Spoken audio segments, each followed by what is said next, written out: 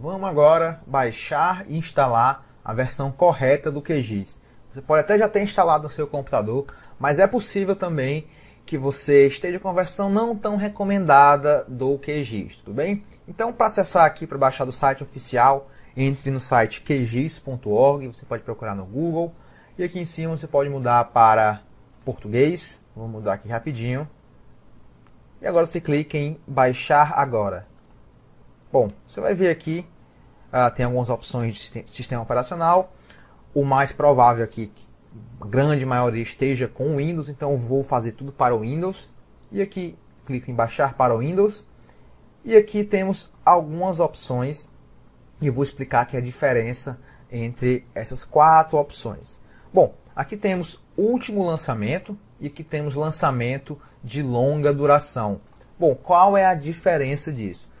A versão último lançamento, que é atualmente a versão 3.14, ela é uma versão que realmente tem mais funcionalidade, tem mais operações, tem mais algumas opções que estão sempre sendo adicionadas ao QGIS, entende? O QGIS é um programa de código aberto e os desenvolvedores estão sempre criando novas funcionalidades dentro do programa. O que acontece é que essas novas alterações no código do programa podem fazer com que ele fique instável com algumas operações. Então, ela é uma versão em teste. Então, não é recomendada que você use essa versão para o uso do QGIS. Somente se você quiser algo específico que só tem nessa nova versão. O que eu recomendo sempre é que você instale a versão de longa duração. Atualmente é a versão 3.10, entende? Léo, então eu vou sempre instalar essa 3.10? Não, também. Daqui a um ano, daqui a 6 meses, quando você acessar essa página aqui, é possível que a versão de longa duração seja a 3.14, entende? Então, ele vai estar sempre se atualizando, então você sempre vai se atualizar também, mas sempre buscando a versão de longa duração, que vai diminuir bastante a chance de ter algum erro de código enquanto você usa o programa, tudo bem? Então sempre busca a versão de longa duração. E tá, Léo, qual a versão que eu baixo aqui? 64 bits ou 32? Para ver isso, você vem aqui no seu computador, clica aqui em este computador, clica com o botão direito, vem aqui em propriedades, e aqui ele vai dizer qual é o tipo do seu sistema. Aqui o meu é de 64, então eu vou aqui e baixo o de 64. Como eu já baixei, para agilizar aqui um pouco a nossa aula, eu vou já executar. Sim. Ele vai pedir aqui, como já tem uma versão anterior instalada do QGIS, ele vai pedir para desinstalar e instalar essa nova versão. Beleza? Eu tenho a 3.10.9 e agora essa aqui eu baixei a 3.10.10. Ok. Clique aqui em próximo, desinstalar. Esse aqui não vai aparecer para você se você nunca tiver instalado o QGIS. Perfeito, terminou a desinstalação. Agora eu clico em terminar. E agora sim ele vai instalar a versão 3.10.10, que foi essa que eu baixei aqui agora. Clique em próximo. Concordo. Aqui você não precisa marcar nenhuma dessas opções. Aqui são dados somente para exemplo. Inicialmente você não vai precisar. Coisa dos Estados Unidos. Então eu clico aqui em instalar. Basicamente isso. Você espera finalizar a instalação.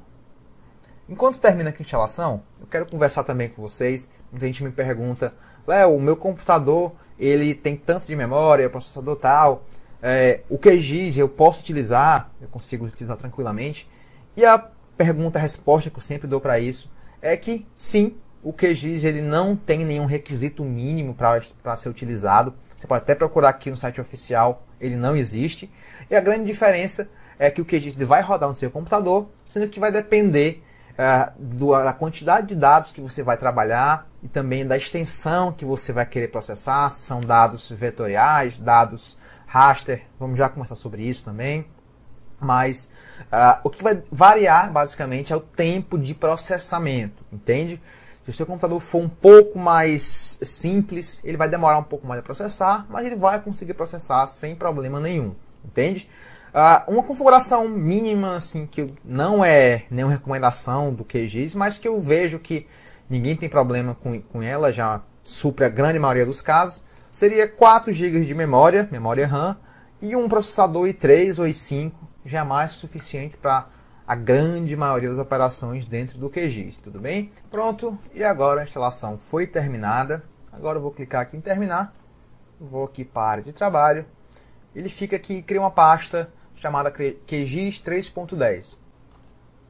E nessa janela aqui que se abre, vão ter alguns ícones, alguns atalhos, e a versão que você quer executar para fazer seus mapas é sempre a versão QGIS Desktop with GRASS, tudo bem? Por quê?